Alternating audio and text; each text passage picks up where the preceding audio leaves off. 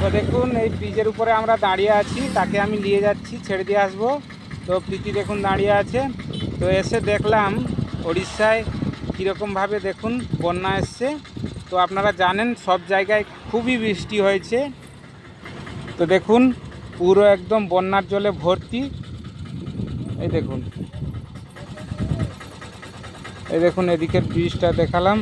এই দেখুন কীরকম সব জায়গায় একদম জলে ভর্তি। এদিকে তো অ্যাকচুয়ালি চাষবাস হয় না, এই বন্যার জন্যে চাষবাস হয় না। তো দেখুন কীরকম ভর্তি একদম গোটা জল।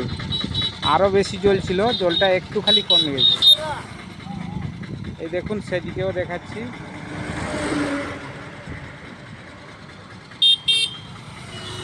এই দেখুন পুরো জলে ভর্তি একদম।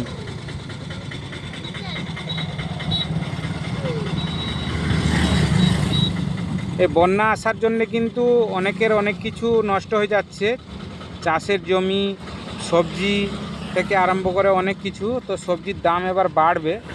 দেখুন অনেক কিছু নষ্ট হয়ে যাচ্ছে লোকের। বৃষ্টিটা এদিকে কম হয়েছে, কিন্তু অন্য জায়গায় বৃষ্টি বেশি হওয়ার কারণে এদিকে জলটা চলে এসছে।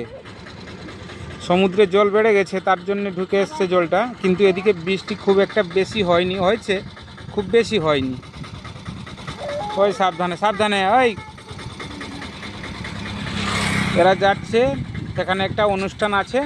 তো সে কালকে আমি যাব, দিলে কালকে এরা চলে আসবে, বিকেলে চলে আসবে।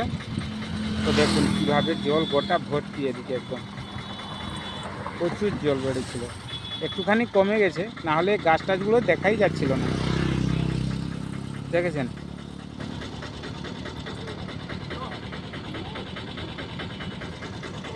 লোক মাছও ধরছে এদিকে।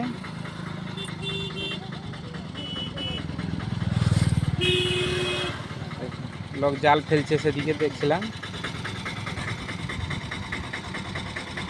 দেখুন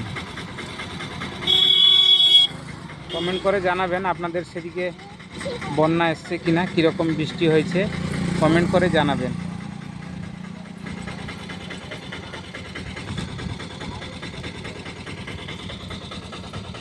তো চলুন তাহলে বন্ধুরা,